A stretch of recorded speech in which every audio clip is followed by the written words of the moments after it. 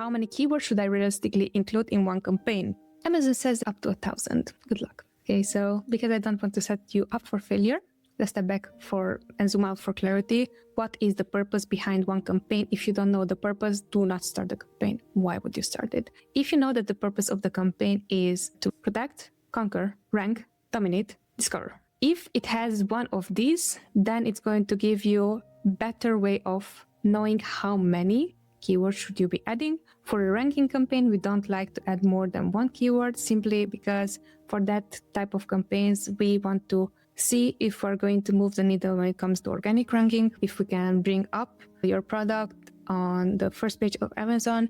When it comes down to keywords added in one campaign, I also would step back and note that keywords is one thing. If you're going to start discovery campaigns, even if you had one keyword, that one keyword has the potential of generating at least 100 searches. And if you're going to start auto campaigns and you're leaving just one targeting group, which is close match, you have the potential of generating 100 search terms, just like that, depending on how high your CPC. Based on that, step back and look at, what do I try to achieve? Do I want to keep market share? Do I want to gain market share? Do I want to gain profitability? On these three goals, you're going to set how many keywords should you realistically include in one campaign.